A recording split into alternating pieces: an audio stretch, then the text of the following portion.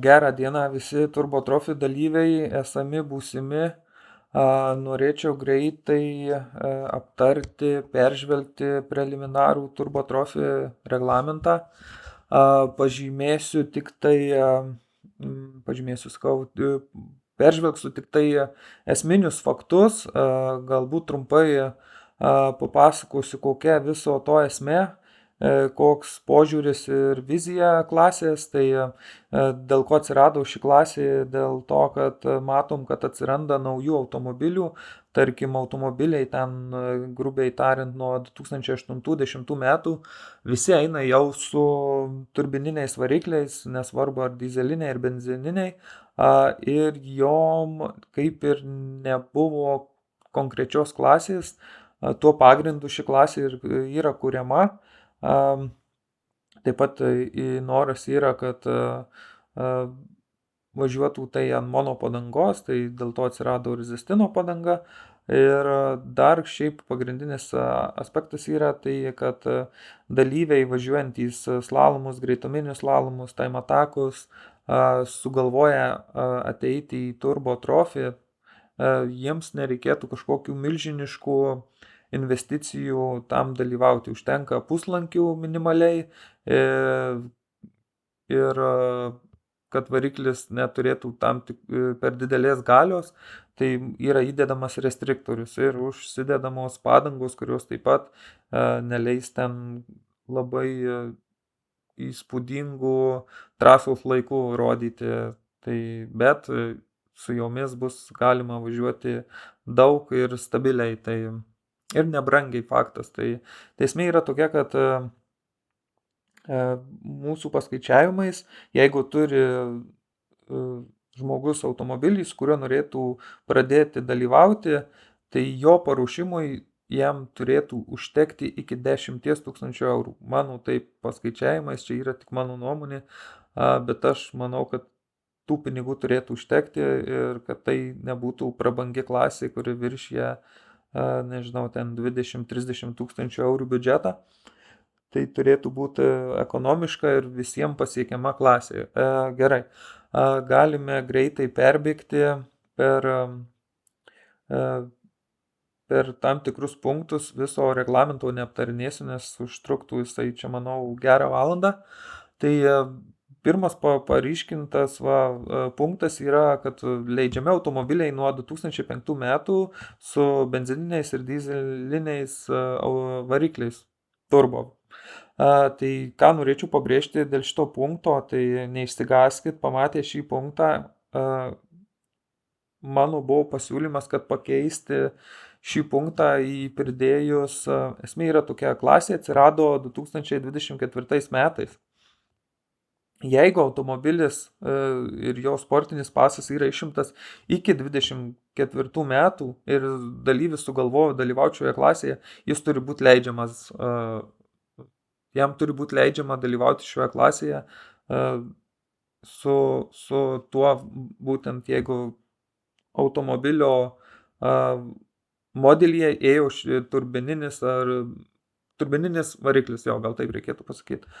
Tai dėl šito yra toks pastebėjimas iš manęs, nes tikrai klausim, čia mano automobilis per senas, gal ko nenorėtume, tai kad važiavo automobilis ten su kažkokiu benzininiu atmosferiniu varikliu, kaip pavyzdys, ten E36, jis taip pat turėjo 2 litrų dizelinį variklį, bet specialiai dabar dėti ir važiuoti, to mes nenorim, mes norim labiau žiūrėti į naujesnius automobilius, o ne kažkokius Frankensteinus. Tai gerai, toliau, čia neįsižeiskit dėl tų Frankensteinų, kai kurie Frankensteinai man labai gražus. Toliau svoris yra pažymėtas su vairuotoju, 1400 kg, tikriausiai šitas svoris gali būti irgi su papildoma nuoroda tiems automobiliams, kurie važiuos 4 varomųjų ratų sistemą. Tai jų svoris, man atrodo, bus pakeistas į 1450, jie svers daugiau. Tai tik tiek, toliau galim keliauti dėl galinių spoilerių. Jie leidžiami, čia both side and rear view. Tai vienu žodžiu, dėl spoilerio, tai jie leidžiami, bet tik neužsidėkit, kuris išsikištų virš stogo ar iš kairės ir dešinės pusės automobilių. Jis neturi būti kažkoks didelis ir aplamai rekomendacija, tai sakyčiau, kad to spoilerio net ir nereikia, nes automobiliai neturės didelės galios ir jų svoris ir galia, manau, tikrai tas spoileris tiesiosiuose tik atims greitį, negu pridės jo posūkiuose. Tai čia tik mano pastaba, bet spoileriai yra leidžiami. Gal pažymėčiau dar dėl priekinio spliterio, tai manom, kad spliterio negalima dėti ten kažkokį dėl vaizdo, gal sakyčiau, lūpą tą vadinamą lietuviškais, tai jo galima toks kaip dizaino detalė, bet pats spliteris priekyje yra neleidžiamas, galima tik galiau užsidėti spoilerį, tai tiek būtų. Gerai, bėgam toliau, tai pažymėta, kad tiek benzininiai, tiek dizeliniai automobiliai gali dalyvauti šioje klasėje iki 2 litrų. Ir čia yra paaiškinimas dėl restriktorių, tai benzininiam automobiliam iki 2 litrų 32 mm diametro restriktorius, 1,6 kubatūros benzininiam varikliam 40 mm restriktorius ir visiems dizeliniam iki 2 litrų 40 mm restriktorius.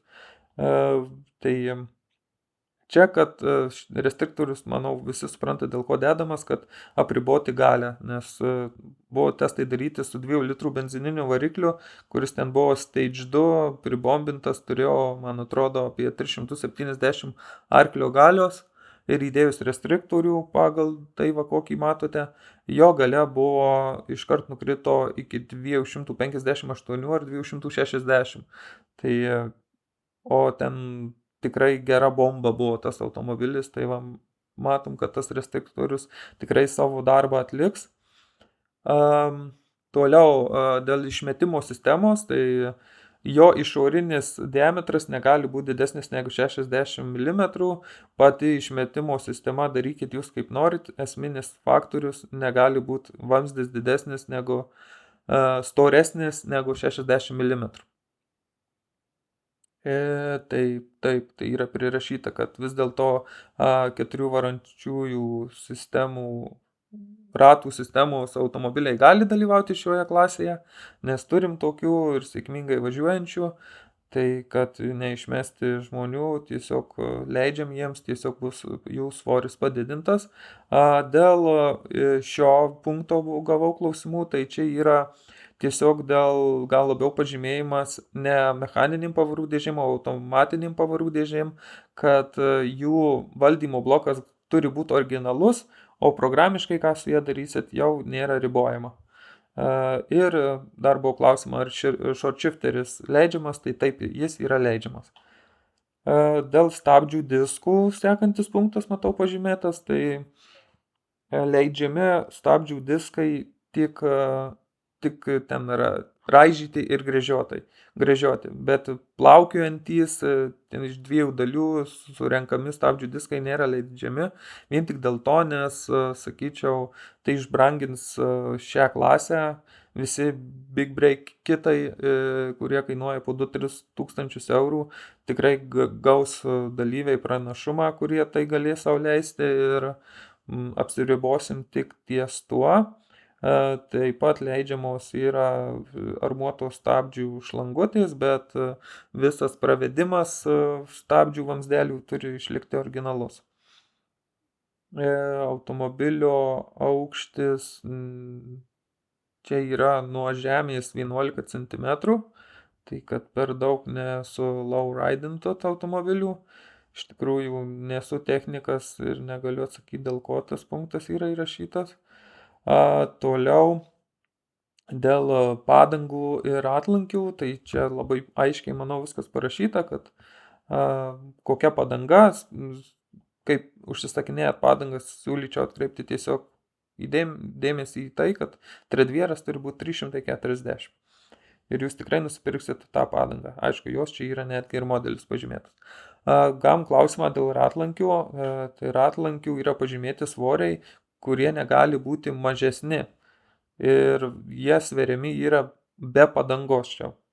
Ratlankis be padangos negali būti lengvesnis 7,5 kg, o 18,8 kg. Tai irgi yra dėl kainos, kad neiškelt į kosmosą paruošimo automobilio kainos, nes, kai žinot, visi sportiniai ten tikrai lengvi ratlankiai kainuoja tikrai didelius pinigus. Dėl lankų, gal pasakyčiau tai, kad pabrėžčiau tai, kad leidžiama dalyvauti su puslankiais, nes tai yra B lyga. Dėl saugumo įranga jinai gali būti su pasibaigusia homologacija, bet tai yra vis dėlto saugumas, tai aš gal nuo savęs pabrėžčiau, kad siūlyčiau važiuoti su pilnais lankais ir su atnaujintas visa saugumo įranga. Tai galima, bet rekomenduojama yra pilni lankai ir galiojančios homologacijos. Ir gesintuvas reikalingas, tai čia, manau, nuo visose automobiliuose, tiek slalomuose, tiek greituminiuose slalomuose jisai yra reikalingas. Tai tiek, manau, viską papasakojau. Jeigu kažkas neaišku, būtinai rašykit, klauskit ir duokit pylos, jei kažko neapžvelgiau ir kažko trūksta ar kažkur nusišnekėjau. Ačiū, geros dienos.